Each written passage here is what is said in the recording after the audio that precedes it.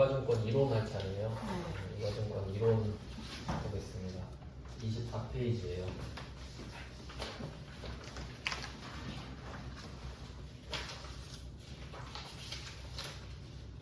네, 말문제도 꽤 많이 나오네요. 하나씩 보겠습니다. 24페이지에 1번부터 아닌가? 안 했나? 안 했죠? 네, 이제 하면 되죠. 1번에 채무증권으로만 분류되는 유가증권은 무엇인가 이렇게 되죠. 그러니까 이 유가증권은 그 제가 막 이 자료에 넣었던 그림 같은 것들이 머릿속에 떠오르면 좋은데 그게 잘 안 되니까 뭐 이렇게 왔다 갔다 하면서 보면서 할게요. 아무래도 머리에 한계가 있으니까 제가 그림을 그려놓은 건데 이 페이지를 잠깐 보시면 됩니다. 자, 이 페이지에 첫 번째 그림을 보시면 A, B 있는 거 있죠? 그러면 A 쪽에 보시면 주식 지분증권이랑 회사채 채무증권이 있어요. 그 밑에 채무증권에서 이어지는 선을 보면 되는 거죠. 그게 채무증권이 가능한 계정 과목이니까. 그럼 채무증권은 단기매매증권도 되고 만기보유증권도 되고 매도가능증권도 됩니다. 이렇게 이어지죠. 그리고 이제 문제를 다시 보시면 돼요. 24페이지 문제가 채무증권으로만 분류되는 것 이렇게 되는 거죠. 아, 문제가 그게 아니네.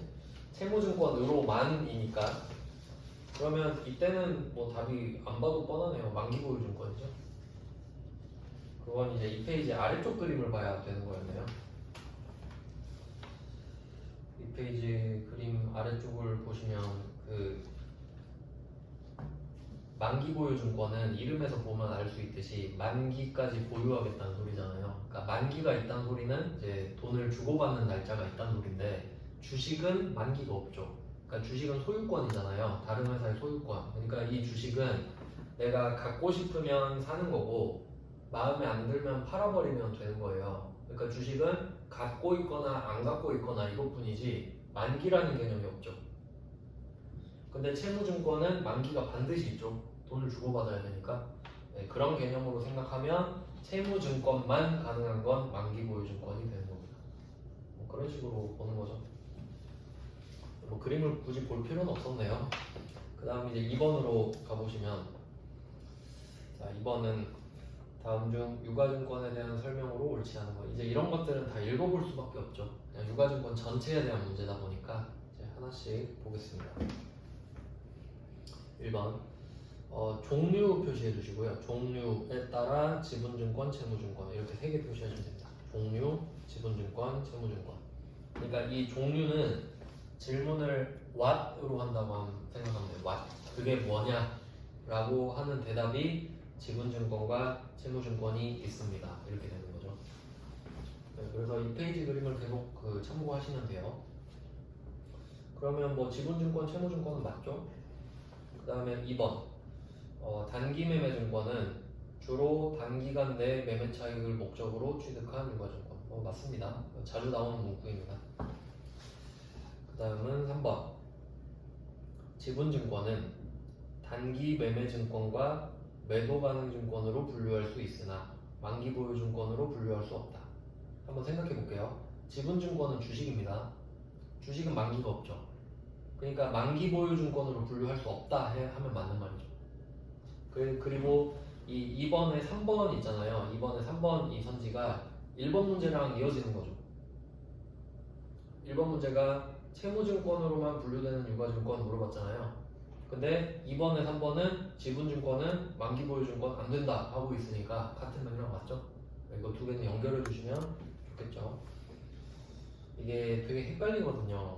그러니까 좀 문제 많이 봐두셔야 돼요.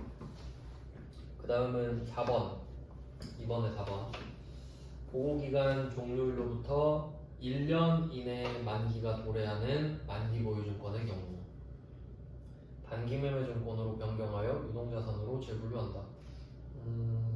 뭐 전혀 그런 내용이 아니고 얘는 어딜 보시면 되냐면 3페이지 잠깐 보시면 3페이지의 두 번째 표를 보시면요. 두 번째 표 맨 밑에 만기보유증권 있잖아요. 왼쪽이 유동자산, 오른쪽이 비유동자산 되죠. 그럼 얘는 오른쪽 비유동자산에서 왼쪽 유동자산으로 가는 것 뿐이지 갑자기 단기매매증권으로 가는 건 아니죠. 그 말이에요. 그러니까 비유동자산에서 유동자산이 되는 겁니다. 그래서 문제를 24페이지에 2번에 4번을 다시 보면 보고기간 종료일로부터 1년 이내 만기가 도래하는 만기보유증권은 그냥 유동자산인 만기보유증권인 거죠. 단기매매증권이랑 전혀 상관없습니다. 그래서 틀렸다라고 하는 겁니다. 대충 보면 뭐 그럴싸한데 논리로 따지면 전혀 아니죠. 그 다음은 3번으로 가볼게요. 24페이지에 3번 유가증권에 대한 틀린 걸 찾겠습니다. 1번에 단기 매매증권에 대한 미실현 보유손익, 이게 또 중요한 표현인데 잘 나오니까 기억해 두세요. 미실현 보유손익, 이게 평가손익을 말을 합니다.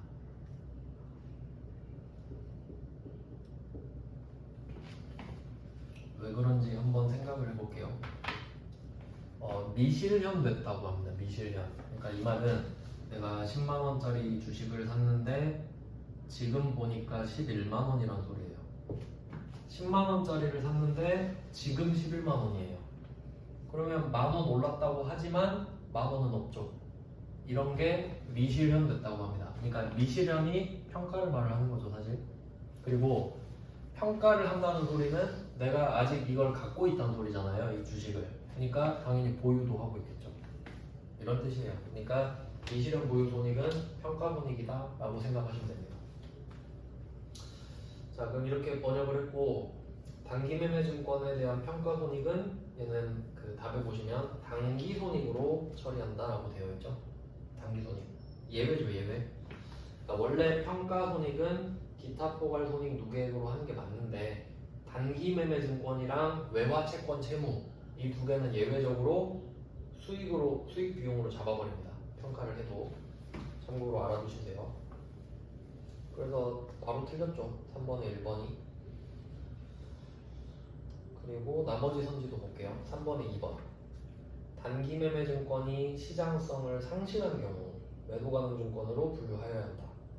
단기매매증권이 시장성을 상실한 경우 매도 가능 증권으로 분류한다. 이거 이 통째로 좀 나오는 편인데 얘는 그 2페이지 그림에 제가 적어놨습니다. 2페이지 그림 아래쪽을 보시면 그 삼각형 그림에서 단기매매증권에서 오른쪽 밑으로 매도 가능 증권 내려가는 화살표 있죠. 그거예요. 시장성을 상실하면 매도 가능 증권으로 분류하여야 한다. 그러니까 기본적인 관계가 단기매매증권이랑 매도 가능 증권은 관련이 있거든요. 근데 만기보유증권은 독립적이라고 보시면 돼요. 그러니까 단기매매증권은 두 가지 조건을 다 충족해야 되는데 그 중에 시장성을 상실하면 단기매매증권이 더 이상 아니잖아요. 그럼 그때는 만기보유증권은 전혀 상관이 없는 애니까 매도 가능 증권으로 바꿔라. 그런 말입니다. 네, 그 문구는 잘 기억해 두세요. 통째로 안 바뀌고 그대로 나옵니다.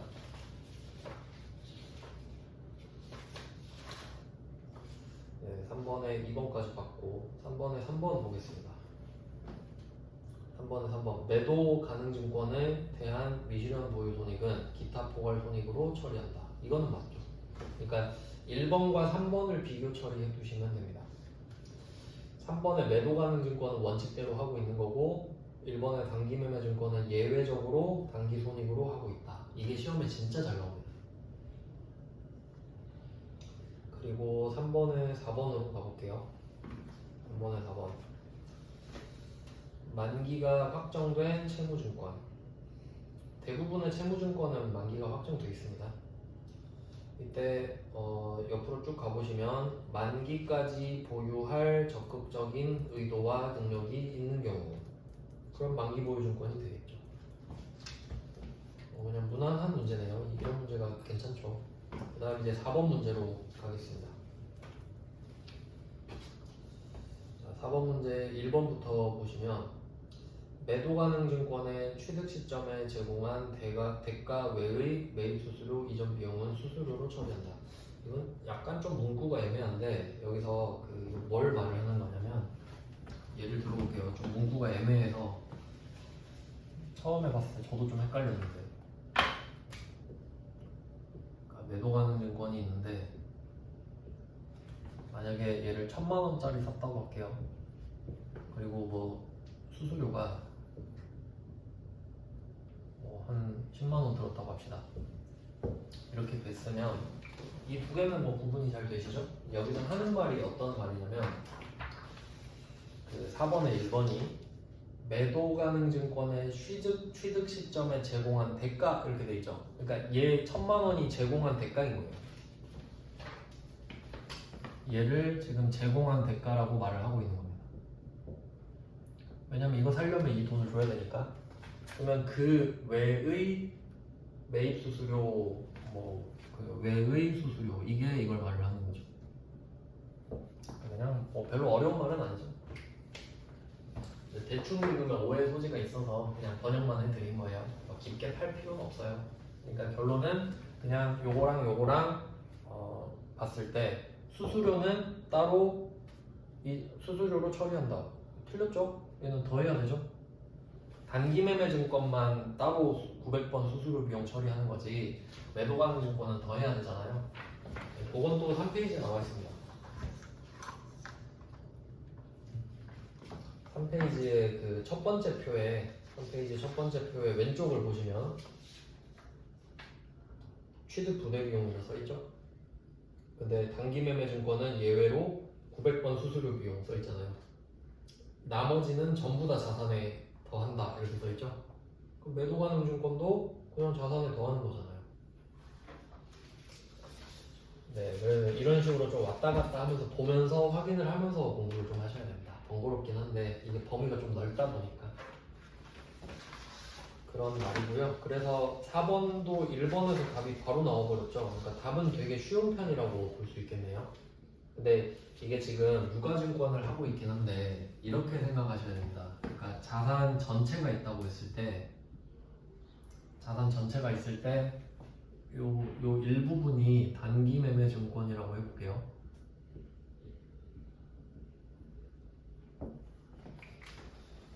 단기 매매 증권도 자산이긴 하니까. 그럼 이때 이 단기 매매 증권의 취득 부대 비용이 900번 수수료 비용으로 처리를 하는 거예요. 근데 이 단기 매매 증권의 900번 수수료 비용, 이 회계 처리가 이 자산 전체 중에 유일한 예외입니다. 유일한 예외. 그 말은 단기 매매 증권이 아니라면 그 모든 게 수수료가 발생하면 그 자산에 붙인다는 소리거든요. 그러면 여기서 매도 가능 증권이랑 만기 보유 증권도 그냥 단기 매매 증권이 아닌 자산에 포함되는 것 뿐이잖아요. 그러니까 당연히 수수료도 다 더해버려야 맞는 거죠. 그런 논리로 보셔야 됩니다. 그래서 4번에 1번은 오답으로 판명이 났고요. 더해줘야 되는데, 그 다음에 4번에 2번도 한번 보시면 단기 매매 증권이나 만기 보유 증권으로 분류되지 않는 유가증권은 매도 가능 증권으로 분류 당연히 되겠죠. 단기 매매 증권도 아니고 만기 보유 증권도 아니면 매도 가능 증권으로 분류해야겠죠. 그 말이고. 그 다음에 4번에 3번 매도 가능 증권을 공정가치로 평가함으로 인해 발생하는 평가 손실은 단기 손익에 영향을 미치지 않는다. 이것도 중요한 문구인데 이거는 이렇게 연결을 해보시면 좋을 것 같아요. 그 3번의 3번이랑 4번의 3번을 연결을 해보겠습니다. 4번의 3, 3번의 3. 그리고 세트로 보면 3번의 3번은 매도 가능 증권 평가 손익은 기타 포괄 손익 누계액으로 처리한다고 되어 있고, 그리고 4번의 3번은 매도 가능 증권을 평가할 때 발생하는 평가 손실은 단기 손익에 영향을 미치지 않는다. 이유는 기타 포괄 손익 누계액으로 하니까. 그런 의미예요. 그래서 둘은 같은 말을 하고 있다고 보시면 되겠고요. 이제 4번으로 가보시면 만기 보유 증권은 보고기간 종료일로부터 1년 내에 만기가 도래하는 경우 유동자산으로 분류할 수 있다. 네, 여기서 그냥 단순하게 자산 패턴이니까 보고기간 종료일로부터 1년 내에 현금화가 된다면 그냥 유동자산으로 할 수 있다는 건 일반적인 사실이죠. 맞다고 보시면 되겠고, 이제 다음 페이지로 가면 됩니다. 25페이지죠. 25페이지에 5번 유가증권에 대해서 잘못된 거를 찾아보겠습니다. 1번은 지분증권 투자에 대한 현금 배당. 여기서 키워드는 현금 배당이겠죠. 현금 배당은 배당금을 받을 권리와 금액이 확정되는 시점에 영업의 수익으로 인식한다. 여기서 그 권리와 금액이 확정되는 시점이라고 하면 뭐 앞에서 막 여러 번 설명드렸는데 그게 주주총회 때겠죠. 주주총회 때 주식을 그 배당금 준다고 결의했잖아요. 그때 받는 사람도 확정이 되겠죠. 그리고 영업의 수익은 계정 과목으로 치면 배당금 수익 뭐 정도 되겠죠. 맞는 말이고. 그다음에 2번입니다.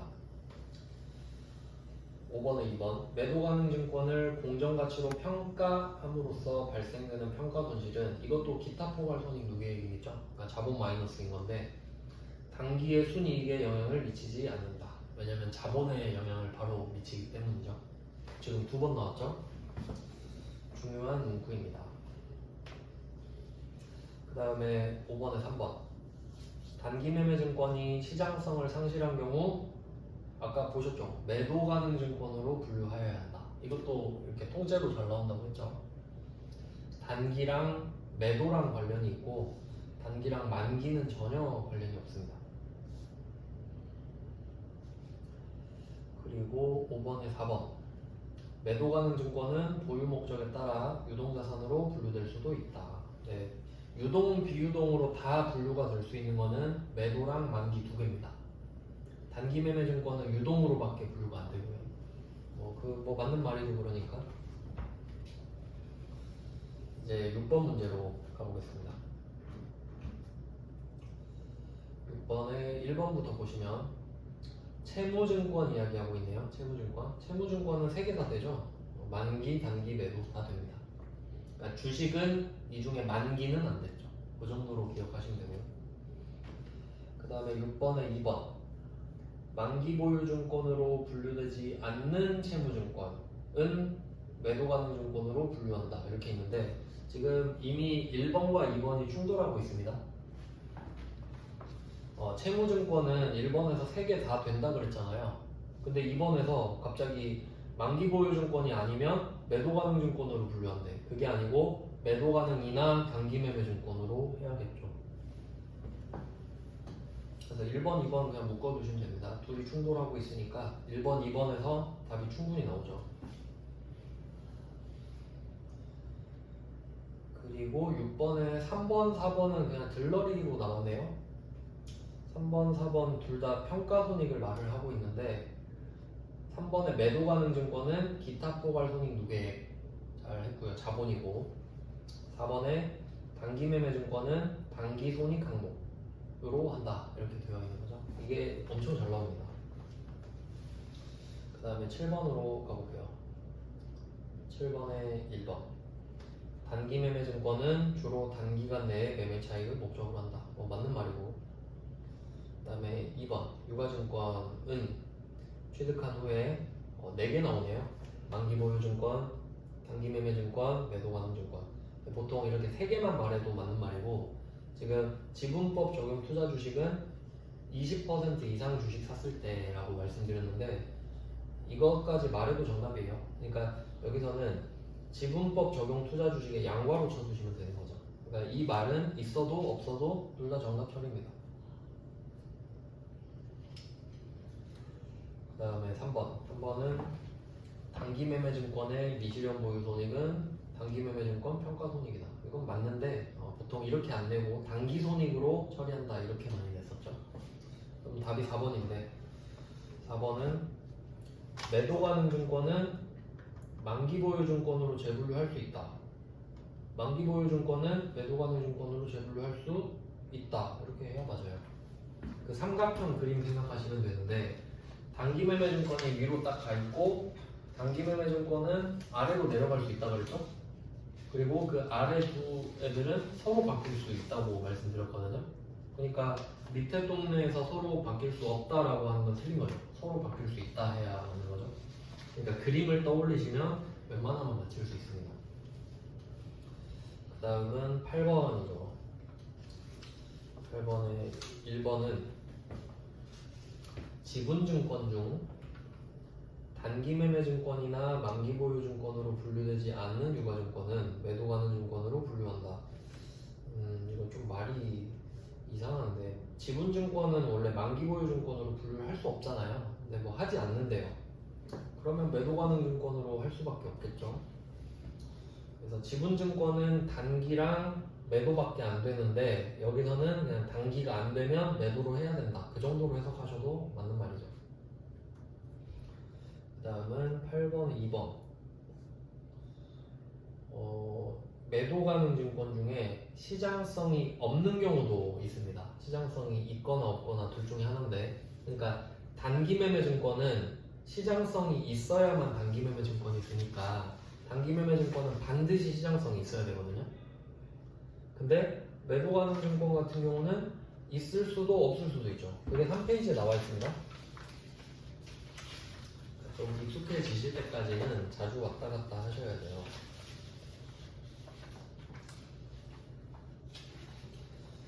그래서 3페이지에 두 번째 표를 보시면, 자, 그림에 나와 있는 걸 한번 볼게요. 단기 매매 증권은 유동자산만 동그라미 쳐져 있는데, 여기서 상장 주식이라고 써 있죠? 상장. 시장성이 있다는 소리예요. 시장성이 있어야 단타를 칠 수 있으니까. 근데 매도 가능 증권은 둘 다 동그라미 쳐져 있죠. 왼쪽에 유동자산 동그라미, 오른쪽에 비유동자산 동그라미 이렇게 써 있는데, 그러면 왼쪽을 보시면 상장 주식이 아니라고 써놨죠. 제가 not 상장 주식. 그리고 오른쪽은 상장 주식. 그러니까 매도 가능 증권은 상장 주식일 수도 있고 아닐 수도 있는 거예요. 단기 매매 증권은 무조건 상장 주식이고, 그리고 만기 보유 증권까지 생각해 보면 만기 보유 증권은 만기까지 보유할 목적이잖아요. 그러니까 시장성에 상관이 없죠. 만기까지 기다릴 건데 시장성이 있어봤자 안 팔 거잖아요. 없으면 당연히 못 팔고. 근데 팔 생각이 없잖아요, 어차피. 그래서 이렇게 정리를 한 다음에 문제를 봐야 되는 겁니다. 그리고 25페이지를 다시 모아보시면,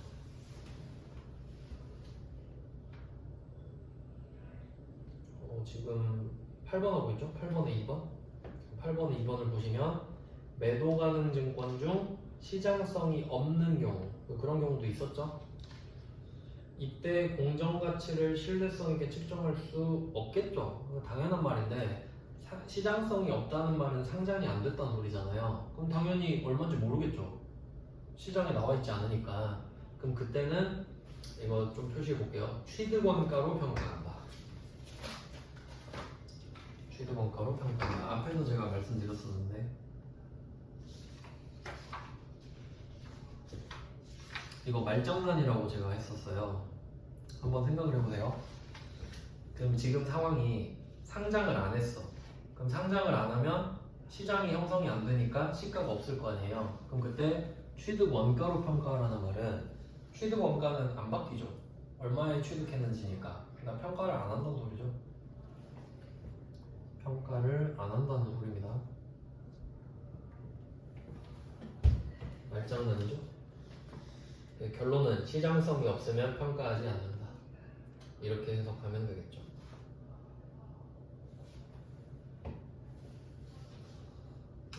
이 문제는 어려운 문제에 속하겠네요. 그러면 8번에 3번도 한번 볼게요. 이건 좀 의미가 있는 말인데, 3번은 통제를 상실하지 않고 양도하는 경우 이렇게 되어 있는데, 이게 조금 깊게 들어가면 중요한 의미인데, 어음 팔 때도 이 개념이 나오거든요. 가끔 나올 수 있으니까 그냥 한번 해석해 볼게요. 여기서 차익거래라는 말이 있죠. 담보 차익거래. 얘랑 반대되는 개념이 매각거래거든요. 이거 그냥 상식상으로 알아두시면 좋은데,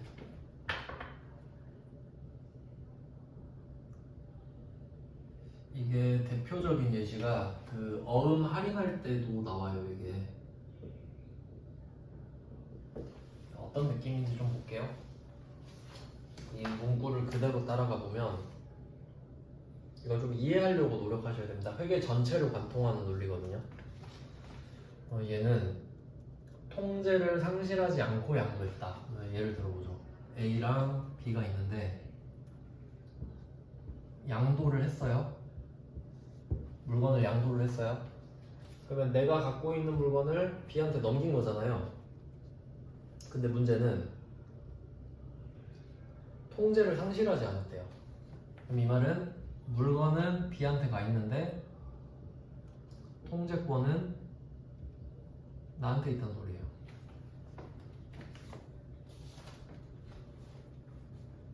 제가 좀 이제 정확하게 해보면 이런 느낌이겠죠. A가 B한테 물건을 주고 B가 A한테 돈을 주겠죠. 이게 양도니까.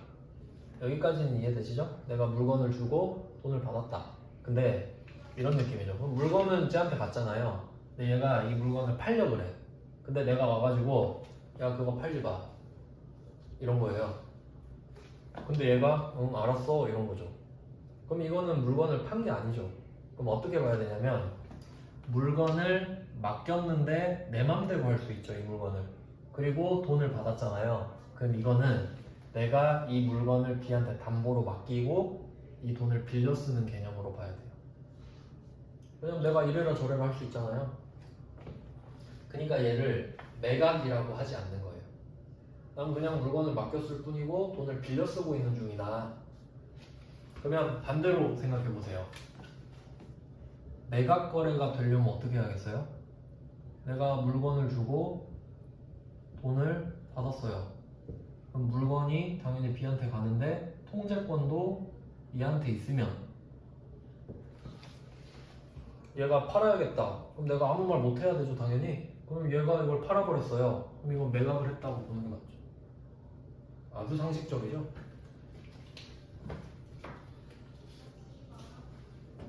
뭐 그런 내용입니다. 그러니까 차입 거래랑 매각 거래 이런 식으로 두 개로 보거든요. 그러니까 통제권이 누구한테 있는지 이건 그냥 상식적으로 알아두시면 될 것 같아요. 이해하는 부분이니까 좀 어렵지만 중요한 부분이에요, 회계에서는. 그리고 이제 8번에 4번 이게 답인데 단기 매매 증권에 대한 미실현 보유 손익은 기타 포괄 손익 누계액이다. 가 아니고 단기 손익이죠. 그러니까 엄청나게 나오고 있죠 지금 이게. 그래서 답은 정해져 있어요.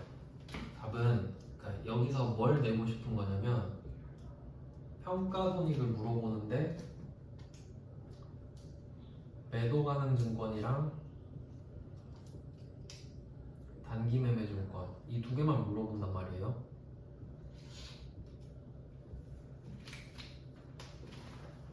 그럼 답은 정해져 있죠. 지금 계속 보셨죠.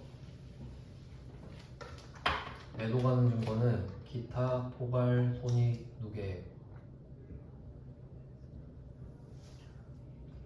그러니까 엄밀히 말하면 기타 포괄 손익이 발생했다가 그게 기타 포괄 손익 누계액이라는 자본으로 반영이 된다 해야 맞는데 그냥 결과만 따진다면 맞다고 봐도 되겠죠. 그리고 단기 매매 증권은 평가를 해도 예외적으로 단기 손익으로 잡아버린다는 소리죠. 그러니까 수익이랑 비용. 결국 출제자가 유가증권에서 물어보고 싶은 거는 이게 대부분입니다. 평가 손익을 주로 물어보게 됩니다. 실제로 얘가 엄청나게 많이 나오고 있죠. 그래서 지금 8번에 4번도 이게 답이잖아요. 단기 매매 증권의 평가 손익은 단기 손익으로 해라. 이렇게 해야 맞는 거죠. 그래서 뭐 여기에 조금 더 주석을 달면 얘는 원칙대로 하는 경우고 매도 가능 증권을 평가했을 때 기타 포괄 손익 누계액으로 하는 건 원칙에 해당하는 거고요. 그러니까 제대로 하고 있는 거예요. 근데 평가를 했는데, 그러니까 실현이 안 됐는데도 수익 비용으로 하는 거는 이제 예외에 해당하는 거죠. 이유는 그냥 어차피 단타 칠 건데 팔았다고 쳐버려라 이렇게 생각하시는 게 편해요. 어차피 팔 건데 평가를 해도 판물로 해라 이런 느낌이죠. 다음은 9번 문제로 가보겠습니다. 9번에 1번 유가증권 중에서 채권은 채무증권이죠. 채권은 채무증권입니다. 단기 매매 증권이나 매도 가능 증권 중에 하나로만 한다. 세 개 다 되죠. 채무증권은 단기, 만기, 매도 다 가능하니까 뭐 틀렸고요. 답에 나와 있고.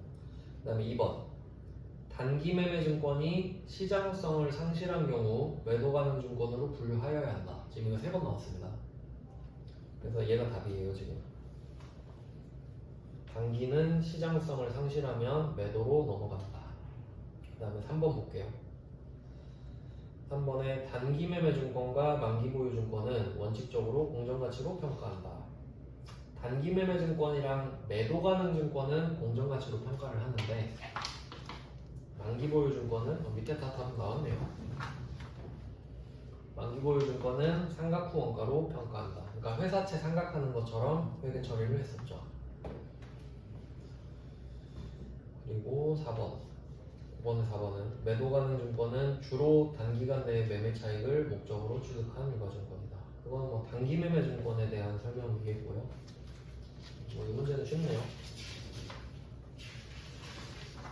뒤로 넘어가 보겠습니다. 26페이지죠.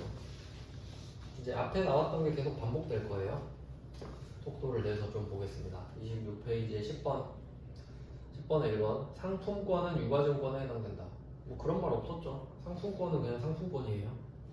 틀렸고.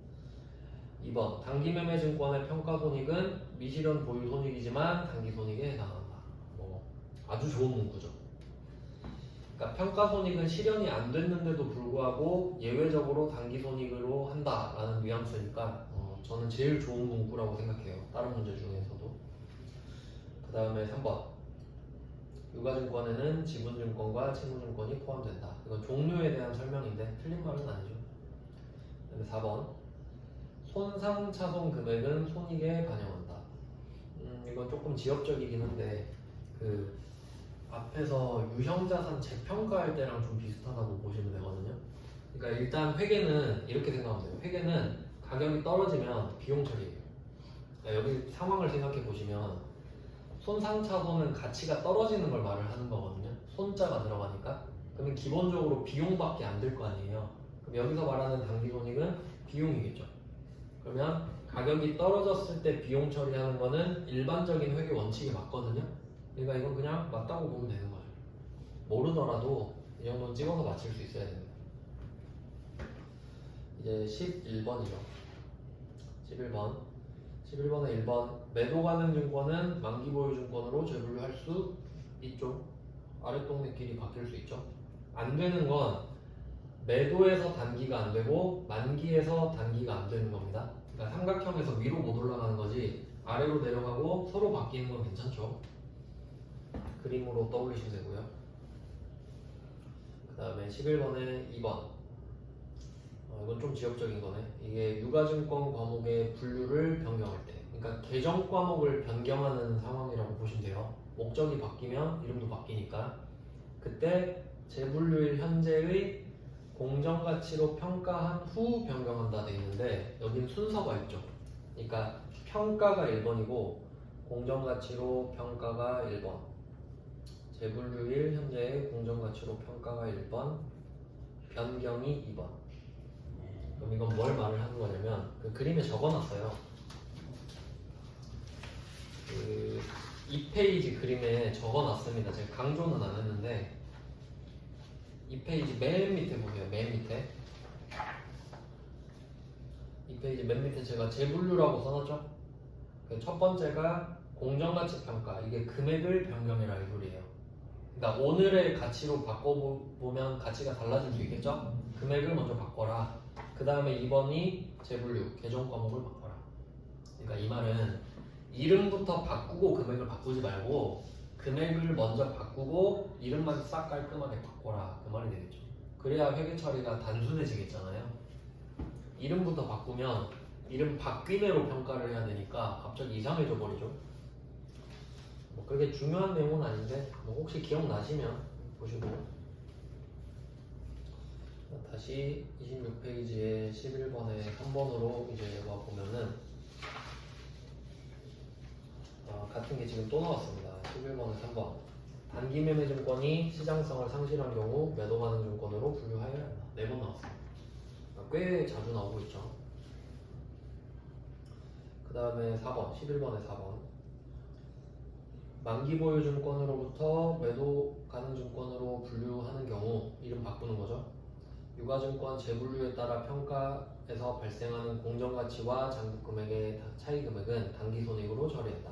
여기서 그냥 단기 손익 하나만 표시해 두시고요. 그러니까 바꿀 때 아까 금액을 바꾸고 이름을 바꾸라 그랬는데 그 금액 바꿀 때 수익 비용으로 그냥 해버리고 끝내라. 이거 틀린 거네.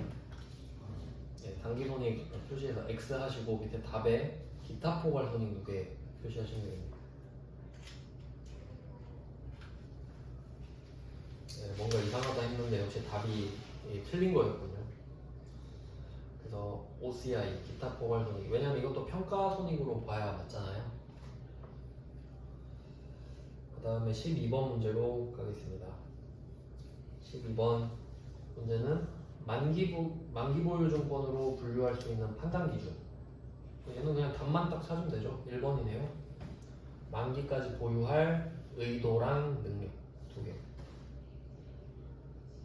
간단한 문제고요. 이제 13번입니다. 13번에 1번 단기 매매 증권은 당좌 자산으로 분류된다. 맞죠? 당좌 자산이랑 투자 자산 2개 있는데 단기 매매 증권은 유동 자산으로밖에 안 되니까 그 유동 자산이 당좌 자산을 말을 하는 거고 그런 말이죠. 그 다음에 2번 13번에 2번 단기 매매 증권은 단기 매매 차익 그리고 매수와 매도가 적극적이고 빈번하다. 맞는 말입니다. 단타용이니까 빨리 자주 삽입한다 이 말이죠. 13번에 3번 단기 매매 증권의 취득과 직접 관련된 거래 원가, 그러니까 이 거래 원가가 수수료라고 생각하시면 되는데 이 수수료는 900번 비용 처리를 했었죠. 900번 수수료 비용으로 틀렸죠. 그래서 취득 부대 비용이랑 평가하는 내용을 좀 많이 물어보고 있어요. 그 다음에 4번 13번은 3번이 답이고 13번은 4번은 단기 매매 증권에 대한 미실현 보유 손익 또 나왔죠. 평가 손익은 단기 손익이다 맞고요. 이제 넘어가 보겠습니다. 또 27페이지로 이제 어떤 느낌인지 아시겠죠? 이제 아마 주제가 곧 바뀔 거예요. 좀만 참으세요. 아마 이제 곧 계산 문제가 나와요. 나머지는 좀 빨리 보겠습니다. 27페이지 14번 14번에 1번 유가증권의 채무증권은 셋 다 가능하다. 또 나오고 있고 2번 단기매매증권은 유동자산으로 분류한다. 유동자산이라고 해도 되고 당좌자산이라고 해도 되죠.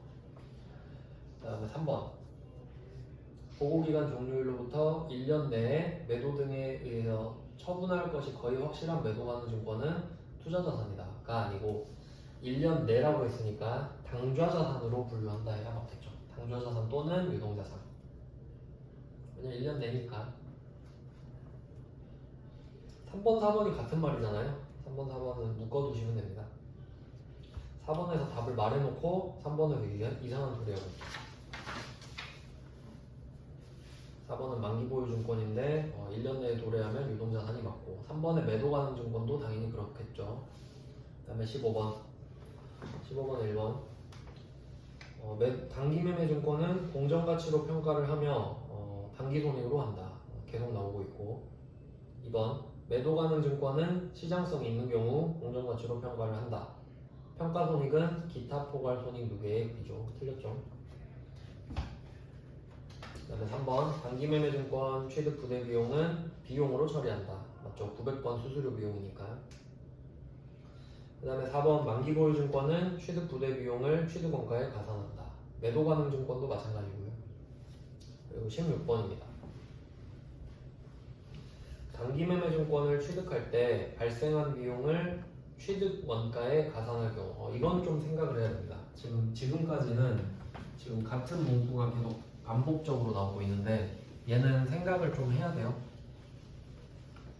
그리고 최근에는 이런 문제를 좀 많이 내는 추세이기도 해요. 생각을 좀 하는 문제들 있죠. 어떤 내용인지 생각을 해보겠습니다. 자, 단기 매매증권의 취득 시 발생한 비용을 취득원가에 가산할게요. 그럼 이 말은 뭐냐면 원래 올바른 회계 처리는 비용을 플러스 시켜야 된다 라는 건데 지금 회사 입장에서는 B는 장부예요. 장부에다가 자산에다가 플러스를 시켰다. 지금 이 상황이거든요. 이렇게 정리를 해놓으시면 돼요. 올바른 건 비용 처리를 해야 되는데 회사는 장부에다가 자산으로 처리를 했다. 어쩔 거냐 이거죠. 그럼 이거는 팩트고 결과를 한번 볼게요. 결과 비용 처리를 해야 되는데 자산 처리를 해버렸죠. 그러면 원래는 비용을 잡아야 되는데 비용을 안 잡은 거니까 비용이 작아진 겁니다. 비용 처리를 해야 되는데 자산으로 처리해버렸으니까 원래보다 비용이 줄어들었죠? 그럼 비용이 줄어드니까 이익은 커져야겠죠. 자, 이쪽이 비용 라인이고요. 그러면 자산을 잡았다 이 말은 원래 자산 잡으면 안 되잖아요. 근데 자산을 잡았으니까 자산이 커지겠죠. 이렇게 정리가 되고 그리고 자산이 는다고 하면 부채나 자본이 같이 늘어야 되거든요. 자산 늘면 부채 아닌 자본. 근데 지금 이 상황에서 부채가 늘 이유는 없죠. 그러니까 는다면 자본이 늘겠죠. 이렇게 정리를 쭉 할 수 있습니다. 그리고 여기서 답을 찾으시면 돼요. 올바른 것을 찾으세요. 적어도 찍는다 그래도 2번은 찍으면 안 되는 거예요. 부채는 전혀 상관이 없잖아요. 지금 상황에서. 그러니까 2번은 일단 버려야 되고 찍어도. 그리고 자산이 과소계상되는 것도 말이 안 되고. 지금 비용을 자산으로 했는데 자산이 커지겠죠? 그럼 자산이 커지면 자본도 같이 커지죠. 1번, 4번은 연결돼 있고 답은 4번이 되겠습니다. 이 문제는 조금 연습을 해보세요. 그러니까 다른 건 그냥 자주 보면 되는 건데 16번은 생각을 해야 풀 수 있으니까. 그리고 비교적 최근 문제거든요. 그 다음에 17번까지 봐보실까요? 17번 계산 문제 같은데 기말 회계 처리로 적절한 가산. 근데 되게 쉬워요. 박스 안에 두 줄이 있는데 첫 줄을 보시면 취득원가 200만 원인 미국의 주식은 단기 보유 목적이다. 기말 공정 가치는 240이다. 그럼 첫 번째 줄에서 알 수 있는 거는 계정 과목이 단기 매매 증권인 것 하고 40만 원이 올랐다는 것 알 수 있죠. 그럼 일단 그걸 먼저 찾아보시죠.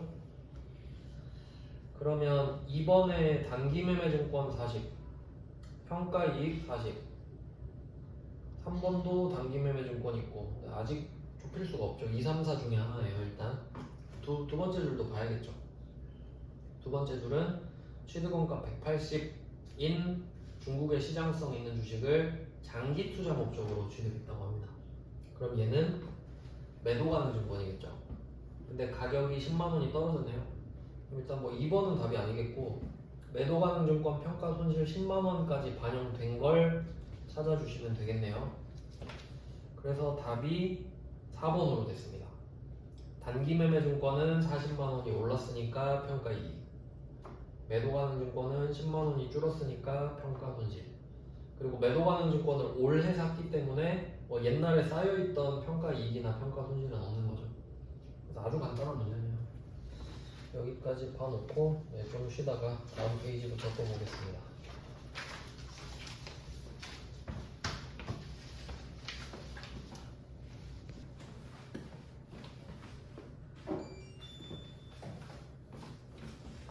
이제 28페이지를 보겠습니다. 문제를 너무 많이 넣어놓은 것 같아요. 28페이지에 18번 문제부터 보면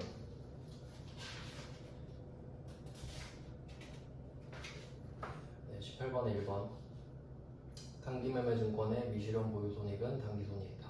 계속 나오고 있죠. 이번에 매도 가능 증권의 미실현 보유손익은 기타 포괄손익 누계이다. 이것도 맞고. 그다음에 3번 만기보유증권은 공정가치로 평가한다. 여기서 틀렸죠. 만기보유증권은 만기까지 보유할 목적이기 때문에, 그러니까 즉 팔 생각이 없기 때문에 공정가치로 평가할 이유가 없습니다. 그러니까 팔 생각이 있으면 공정가치로 평가를 해야 되지만 그렇지 않으니까 삼각후 원가로 평가한다고 되어 있죠. 그 다음에 4번 단기매매증권은 유동자산으로 분류한다. 이렇게 말을 하기도 하고 당좌자산으로 분류한다 해도 맞는 말이죠. 그 다음은 19번입니다. 19번 문제는 12월 31일 연도도 잘 봐야 되죠. 16년이랑 17년 두 개 나오는데 17년 12월 31일에 평가 이익을 물어봤으니까 당연히 뭐 마지막 연도겠죠. 어떤 내용인지 보겠습니다. 양과로 1번부터 보시면 16년 10월 20일에 500주를 1,800원에 취득하고 수수료를 12,000원으로 또 따로 냈답니다. 근데 여기서 문제에 나와 있는 게 단기 매매 목적이라고 되어 있잖아요. 그럼 얘는 단기 매매 증권이니까 수수료는 비용으로 따로 처리되죠. 그러니까 얘는 그냥 빼고 회계 처리하면 됩니다. 그러니까 뭐 이걸 기록하면서 푼다고 하면 처음에 500주부터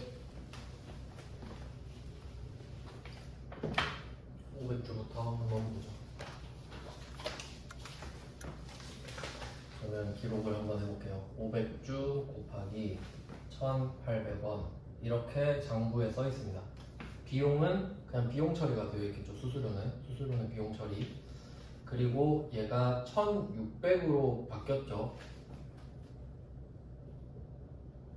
그러면 500주는 그대로니까 이렇게 바뀌어 있는 상태입니다. 이게 2016년 말. 자, 그리고 17년 8월 12일에 100주를 1,700원에 팔았다. 여기서 1,700원은 안 중요하고요. 왜냐면 지금 문제에서 뭘 물어보는지가 중요한데 지금 19번 문제는 평가 이익만 물어봤죠. 그러니까 만약에 단기 손익을 물어보면 얼마에 팔았는지도 중요하거든요. 왜냐면 그때 팔았을 때도 수익과 비용이 나올 테니까. 근데 17년의 손익을 물어본 게 아니고 그냥 단순하게 17년 12월 31일 딱 하루에 발생한 평가 이익만 물어보죠. 그러니까 그 안에 수익 비용은 안 따져도 된다는 소리죠. 그러니까 문제가 쉽다는 소리예요. 그러면 이때 100주가 날라갔으니까 얘는 400주가 되겠죠.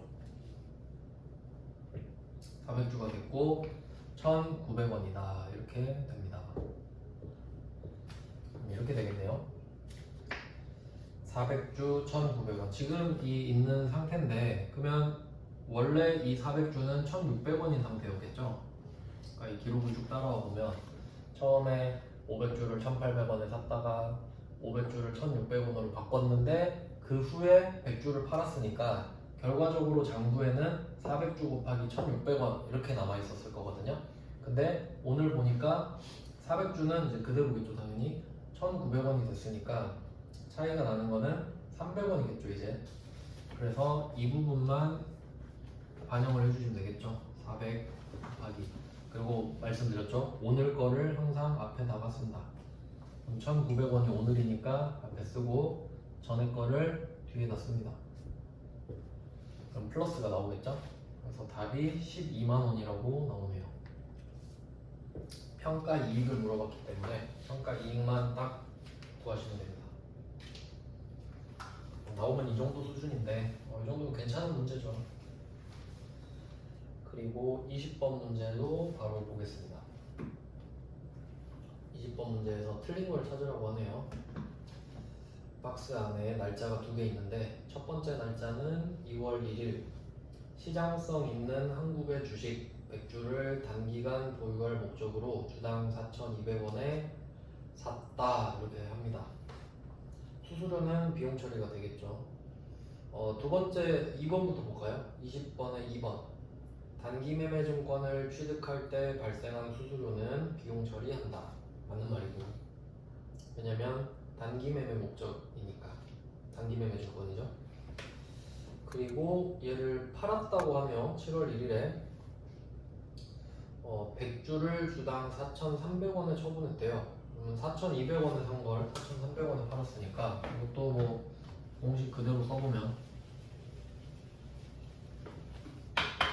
100주 팔았으니까 100 적고 곱하기 오늘 4,300에 7월 1일에 4,300에 팔았으니까 4,300을 먼저 쓰고 샀던 금액을 뒤에 적어주면 됩니다. 이게 플러스 10,000원이죠. 이게 지금 처분 이익이거든요. 그러면 20번에 1번 단기 매매 증권 처분 이익이 10,000원이 발생한다. 맞는 거죠? 근데 2번과 1번은 다 확인을 했고요. 그럼 이제 3번 아니면 4번인데 이 문제 굉장히 좋은 문제네요. 지금 여기서 포인트는 이 두 거래가 같은 연도에 들어있는 거죠. 연도를 말을 안 했으니까 같은 연도일 거 아니에요. 그러면 이제 전체적으로 수익 비용을 따져볼게요. 전체적으로. 자, 그러면 아까 2번에서 수수료는 비용 처리한다고 되어 있었죠. 그럼 수수료가 20,000원이죠? 그럼 얘는 마이너스 2만 이렇게 했을 거 아니에요? 마이너스 2만 비용 처리했다고 했으니까. 그리고 처분, 그러니까 2월 1일에는 마이너스 20,000원이 생기고 7월 1일에는 방금 계산한 플러스 10,000원이 생기죠? 그리고 총계를 구하면 마이너스 10,000원이죠. 그래서 옳지 않은 거는 3번이죠. 당기순이익이 10,000원이 증가하는 게 아니고 감소하죠. 감소. 약간 좀 허를 찔릴 수 있는 문제인 것 같아요. 3번, 4번에서 틀릴 확률이 좀 높겠죠. 그러니까 이게 머리로 알아도 이제 모르는 거예요. 그러니까 수수료는 비용 처리한다라는 사실은 알고 있는데 그걸 비용으로 적질 못한 거죠. 그래서 그게 지금 동그라미 2번에 나오는 게 마이너스 20,000원으로 들어간다 라는 겁니다. 1번의 처분이익은 플러스 10,000원이고 합치면 마이너스 10,000원이죠. 저는 이 문제가 좋다고 생각했어요. 20번 문제가. 그 다음은 21번이죠. 21번 문제는 16년 단기 매매 증권으로 인한 손익을 물어봤습니다. 그러니까 20번이랑 21번이 같은 문제인 거예요. 아까 19번은 평가 이익만 물어봤잖아요. 근데 20번, 21번은 손익 전체를 물어보죠. 방금이랑 똑같이 접근을 하시면 됩니다. 근데 이 문제는 보니까 수수료 비용이 없네요. 그러면 평가랑 처분만 보시면 될 것 같은데 단기 매매 증권은 평가도 손익, 처분도 손익이죠. 그것까지 물어보는 문제거든요. 그러니까 계산 문제가 좀 더 공부하기 좋다고 보시면 돼요.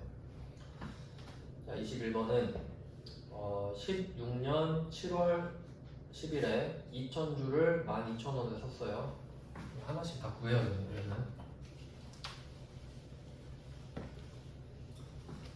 자, 뭐 산 거는 그냥 기준이니까 냅두고요.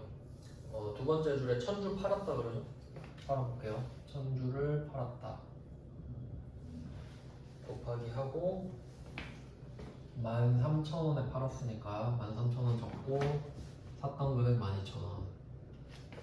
그럼 이게 100만원이죠? 플러스 100만원. 플러스 100만원이 나왔습니다. 뭐 밑에 다 나와있네요. 자, 그러면 남아있는 건 1,000주죠? 2,000에서 1,000주를 뺐으니까, 팔았으니까. 그럼 1,000주에다가 평가를 하면 되는데 오늘이 9,000원이래요. 그래서 제가 알려드린 방법이 오늘 걸 무조건 앞에 써라. 그게 9,000원이죠. 그리고 샀던 금액은 안 변하죠? 12,000원. 이렇게 됩니다.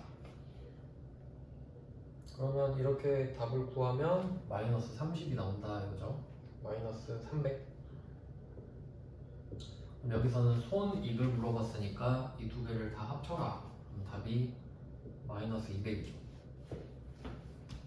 보통은 이렇게 손익을 물어본다고 생각하는 게 맞죠. 여기다 수수료까지 들어갔으면 수수료는 마이너스 역할을 해줬으니까 더 커졌겠죠, 마이너스가.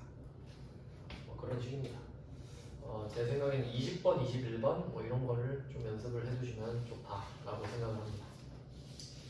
앞에 말 문제는 너무 쉬우니까요. 이제 22번으로 갈게요. 29페이지. 한 장 남았죠, 한 장. 네 문제 남았네요.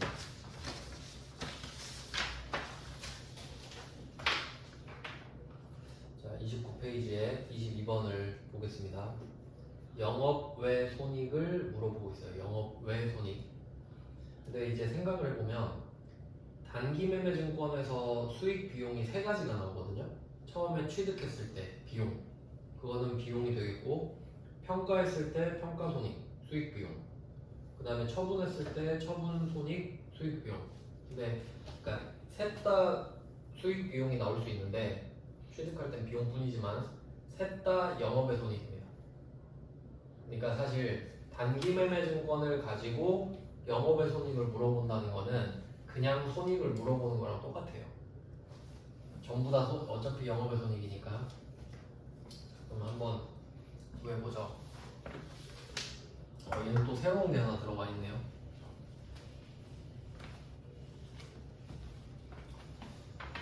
보니까 일단 그 취득 수수료는 없고요. 하나씩 볼게요. 첫 번째 줄에 A 주식은 50만 원인데 기말 공정가액이 70이다. 그럼 옆에 플러스 20 이 정도 적어놓으면 되겠죠. 20이 늘었다. 손익으로 반영이 됩니다. 그 다음에 B 주식 30인데 20이 됐다. 마이너스 10 적으면 되겠죠. 옆에다가. 그리고 세 번째, 현금 배당금을 받았대요. 이거는 그 배당금 수익이라는 영업의 수익으로 잡습니다. 그러니까 플러스 5만 원 쓰면 되겠죠. 받은 돈 다 수익이에요. 자, 그리고 마지막 25만 원에 취득한 걸 30에 받았다. 엄청 간단하네요. 플러스 5만 원 또 쓰면 되겠죠. 근데 이렇게 주는 게 회계 1급 수준으로 맞긴 맞는데 우리는 세무 2급이죠. 자, 이제 23번 문제 보겠습니다. 이거 아주 좋은 문제예요. 이게 그 구하는 방법이 되게 복잡한데 원리만 알면 사실 문제 안 풀고도 바로 답 맞출 수 있거든요. 왜 그런지 한번 생각을 해볼게요. 자, 이게 이 문제는 포인트가 똑같은 상황을 주면서 매도 가능 증권일 때는 회계 처리가 어떻고 단기 매매 증권일 때는 회계 처리가 어떻냐 이거 물어보는 거거든요. 그러면 요령껏 푸는 법을 알려드릴게요. 잠깐 그 앞에 표를 다시 좀 보고 오겠습니다. 3페이지 한번 보세요. 이것만 보고 바로 푸는 법을 알려드릴게요. 자, 3페이지를 한번 보시면 첫 번째 표 있죠? 거기에 차이가 나는 부분을 볼게요. 자, 취득했을 때 취득 부대 비용은 단기 매매 증권은 비용 처리하고 매도 가능 증권은 자산 처리하죠. 차이가 나죠? 비용. 자, 그리고 평가를 보시면 단기 매매 증권은 평가가 단기 손익, 매도 가능 증권은 기타 포괄 손익이죠. 그럼 이걸로 뭘 할 수 있냐면 평가까지만 하잖아요. 처분도 한번 보세요. 처분은 둘 다 단기 손익이죠. 그럼 이 말은 처분 손익이 없다라고 하면, 즉 처분을 안 하면 단기 매매 증권은 전부 다 수익 비용이고 매도 가능 증권은 전부 다 수익 비용이 아니에요. 그렇게 볼 수 있거든요. 처분만 안 하면. 그러면 이제 이 문제에서 처분이 있나 한번 볼게요. 29페이지에 23번 문제 보시면 처분했다는 말 없죠. 그러면 취득하고 평가밖에 없는 거잖아요. 그리고 한번 보여드리겠습니다. 일단 뭐 한 번은 봐야 되니까. 그럼 잘 쭉 적어볼게요. 매도 가능 증권일 때랑 단기 매매 증권일 때랑 차이를 한번 보겠습니다. 그러면 수수료부터 해서 출발하면 되겠죠? 수수료가 55,000원 나왔죠. 그러면 단기 매매 증권은 비용 55,000원을 잡고 시작하고요. 매도 가능 증권은 없죠. 손익 없죠. 그러면 그 자산 55,000원이 늘어나겠네요. 자, 취득할 때는 그냥 이것만 적었어요. 그 다음에 평가 해볼게요. 평가. 자, 3,000원에 산 건데 3,000주를 샀는데 10,000원에 산 게 8,000원 됐죠. 10,000원에 3,000주를 샀는데 8,000원이 되었습니다. 그러면 한 개당 2,000원 떨어졌죠? 2,000원이 떨어졌는데 3,000 주니까 마이너스 600만 원이 비용으로 잡히겠죠? 단기매매증권은 이렇게 정리가 됐습니다.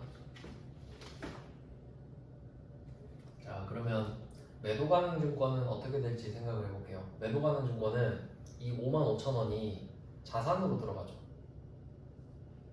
취득 부대 비용은 단기 매매 증권 빼고는 다 더하잖아요. 그러면 이때 매도 가능 증권이 취득 원가가 얼마인지 한번 생각해 볼게요. 얘는 그냥 취득 원가로 적어 볼게요. 취득 원가는 3,000주 곱하기 10,000원 더하기 55,000원이 되겠죠. 그러니까 3,000, 55,000원 이렇게 되겠네. 취득 원가로 구했고요. 그 다음에 평가한 금액이 얼마인지 볼게요. 기말에 평가액 3,000주가 8,000원이 됐죠. 그러면 2,400만 원이 되는 거죠. 자, 이렇게 있습니다. 그러면 매도 가능 증권은 취득 부대 비용이 자산에 더해지기 때문에 얘는 자산으로 지금 제가 적었어요. 그러면 처음에 3,055만 원으로 3,005만 5천 원으로 시작을 해서 결과적으로 2,400이 됐잖아요. 그러면 마이너스 605만 5천 원이 됐죠. 근데 얘는 매도 가능 증권이고 OCI로 잡아야 되죠. 그러니까 자본이죠, 자본. 그러면 605만 5천 원은 얘는 수익 비용이 아니라 기타 포괄 손익입니다. 맞죠? 그리고 얘도 합쳐볼게요. 마이너스 NI 해서 마이너스 605만 5천 원 이렇게 되죠?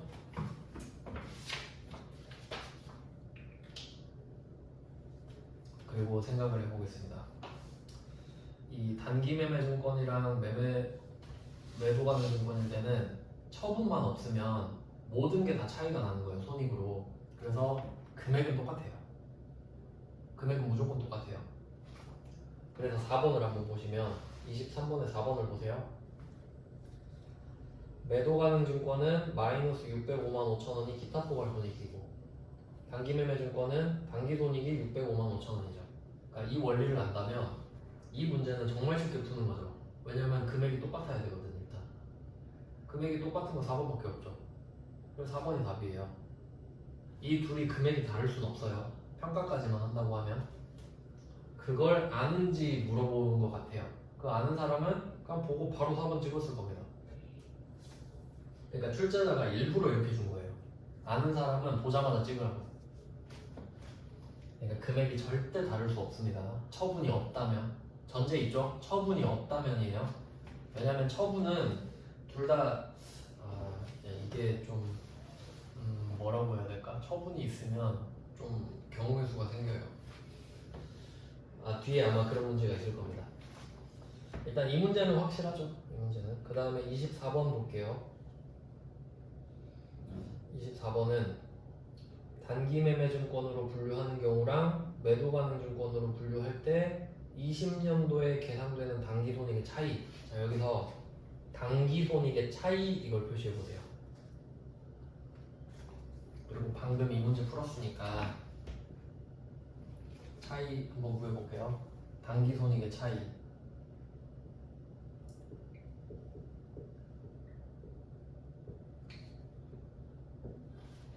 단기 손익의 차이는 단기 매매 증권에서 나오는 수익 비용 차이 있잖아요. 이게 곧 차이예요. 왜냐면 얘는 수익 비용이 0이잖아요. 그래서 이것도 잘 알아두셔야 돼요. 단기 매매 증권이랑 매도 가능 증권이랑 손익 차이를 물어본다? 그럼 그냥 단기 매매 증권 하나만 구해봐라 이 말이에요. 왜냐면 매도 가능 증권은 처분이 없으면 손익이 안 나잖아요. 그 원리를 이해하면 문제를 좀 쉽게 풀 수 있어요.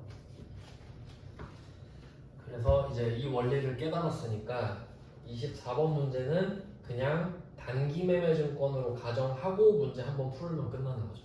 그게 곧 답이니까. 그러면 단기 매매 증권으로 가정하고 한번 풀어보겠습니다. 10,000원에 산 게 1,500원이 됐다. 그게 1,000주다. 그럼 500원 곱하기 1,000주. 그럼 끝이죠. 50만 원. 그러니까 단기 매매 증권은 수익이 50이 잡히고 매도 가능 증권은 OCI가 50이 잡힐 거 아니에요. 그러면 OCI 50이란 소리는 NI는 0이란 소리니까 둘의 NI 차이는 50인 거죠. 즉 단기 매매 증권만 구하면 끝나는 거지. 네, 마지막 문제입니다. 이게 제일 어려운 문제인데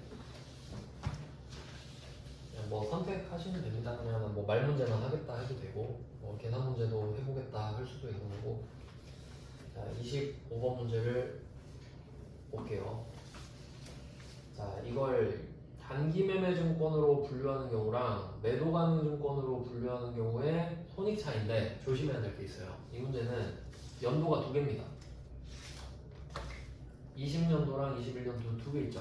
그러니까 얘는 요령껏 풀 수가 없어요. 다 해가야 돼요. 그리고 얘는 처분도 있거든요. 그럼 어떻게 접근을 할지 한번 생각을 해볼게요. 자, 일단 단기 매매 증권부터 한번 해볼까요? 단기 매매 증권. 단기 매매 증권은 평가랑 처분이랑 전부 다 손익입니다. 근데 21년도 거만 보잖아요. 그럼 21년도 거만 본다는 소리는 20년도에도 평가를 한번 하거든요. 20년도에 공정가치가 나왔어요, 기말에. 근데 이게 필요가 없어요. 네, 그거 기억나실지 모르겠네요. 이게 여기 다 있지. 잠깐 좀 보고 올게요. 그 단기 매매 증권 평가 공개가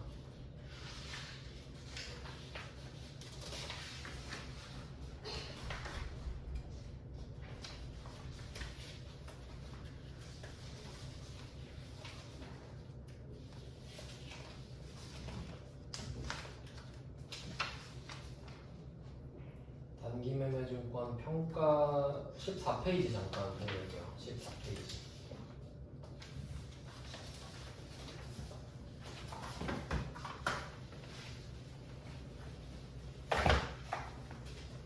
자, 단기 매매 증권 평가는 요령이 어땠냐면 만약에 숫자가 4개 있다. A, B, C, D 이렇게 숫자가 4개 있다고 하면 단기 매매 증권 평가는 무조건 수익과 비용으로 회계 처리를 하기 때문에 그 작년 이전의 기억은 없거든요. 그러니까 숫자가 몇 개가 나오든 간에 오른쪽 2개만 동그라미 치고 나머지는 다 X 하면 된다고 그랬죠? 그게 그 14번의 8번 문제잖아요. 3개 중에 오른쪽 2개만 남기고 왼쪽 1500X. 그래서 2개만 비교하고 끝냈죠. 이게 5개여도 상관없고 6개여도 상관없고 무조건 오른쪽 2개죠? 자, 그럼 이걸 말 문제로 옮긴 거예요, 지금.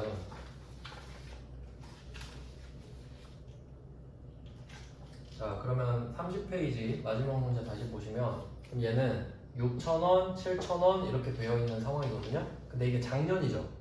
그러면 그 6,000에서 7,000이 된 건 나랑 상관없어요. 우린 그냥 7,000으로 시작하면 돼요. 작년 거기 때문에. 그게 그 X의 의미랑 같아요.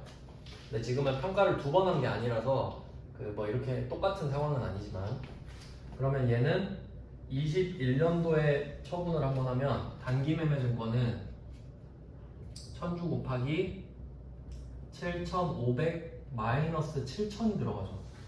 이게 포인트죠. 그러니까 6,000을 사긴 샀는데 작년 말에 7,000으로 바꿔놨잖아요. 그럼 우리는 장부 금액이 7,000이잖아요.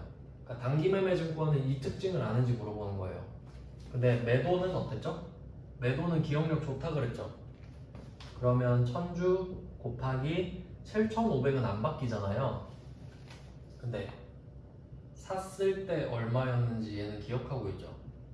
6,000원인 거 알고 있죠. 그러니까 얘는 6,000이 들어가죠.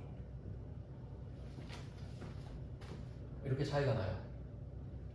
그러니까 앞에 1000이랑 7,500은 똑같은데 장부 금액이 차이가 나는 거죠. 장부 금액이.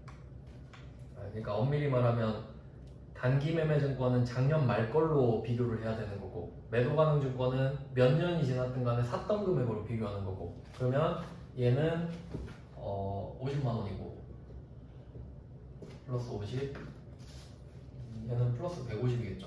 그리고 또 여기서 조심해야 될 게 둘의 차이를 물어봤죠. 차이는 100이에요. 그러니까 이건 엄청 신경 쓴 문제라고 할 수 있죠. 그래서 확실히 계산 문제를 좀 풀어봐야 이제 정리가 좀 됩니다.